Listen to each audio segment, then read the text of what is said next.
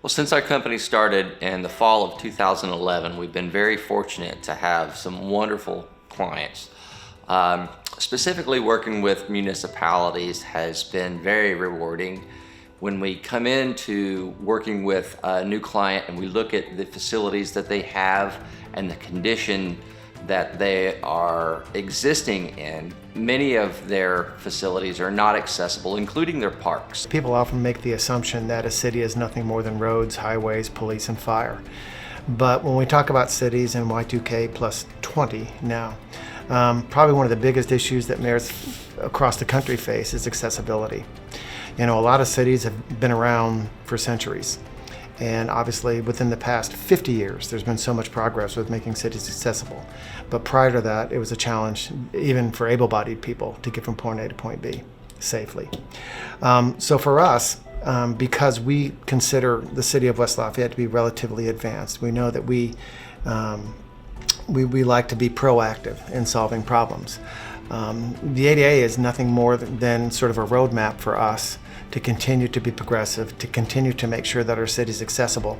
ADA affects the city of West Lafayette in many different ways, and I could break this down into a lot of different categories, but it affects the city of West Lafayette because there are a lot of citizens, especially because we have Purdue University's campus here and 42,000 students, that we always have an influx of new students that are coming in, and we have to be cognizant about their disabilities and what can we do to make our city more accessible in the ways that these individuals that are coming to our town be able to get around the community and go to the places that we need for everybody to be able to go. Comprehension of what the ADA is and what are the implications to a specific client has always been the largest hurdle to overcome for us as a company when we're working with individual clients. One of the things that we've done to this point, and we're going to expand this even more, is with ADA Consulting of Indiana on board with us, with the city here of West Lafayette, and with our ACT group within the county,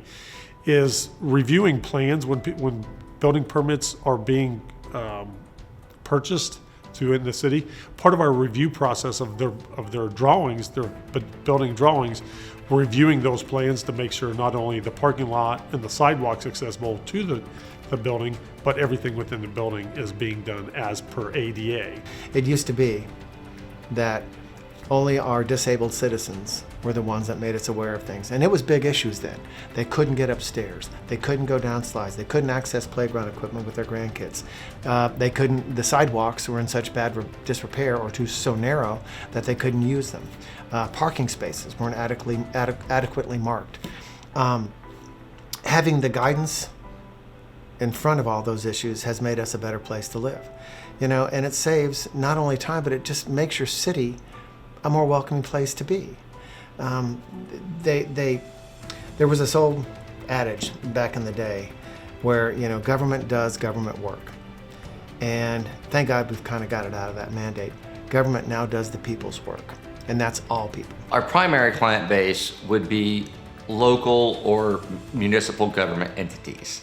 And with one of them being used as an example, what we first do is we follow the guidelines of the ADA, which requires a municipality to go through a 13-step process, a checklist, if you will, to ensure that if you go through all 13 elements, that indeed you are operating within the guidelines of the ADA and ensuring that your programs, procedures, services, and facilities are all in accordance with those guidelines. David Meihls is our consultant. He's on in-house almost daily. He's involved in the conversations about not only what we're going to build, but the planning process to build that. Before we do anything when it involves any kind of major, whether it be a parks, whether it be an athletic facility, whether it be a roadway, whether it be a structure, David's there to let us know what we must do. And he is in a position to change the direction of this city. And I think that's critically important because a lot of times, if without the appropriate guidance, a city can go down the wrong path. And remember, this is not our money. You know, it's taxpayers' dollars.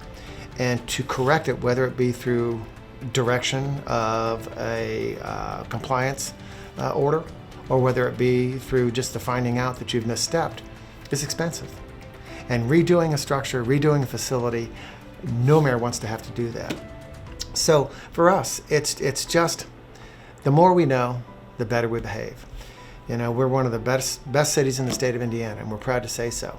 But we're not that way just because, you know, of a few things that we do right. We're there because we're open, we're welcoming, we take the appropriate guidance, we recognize that we don't know much about much, and we are eagerly pursuing those who can give us that proper guidance and that information to do the right thing for our community.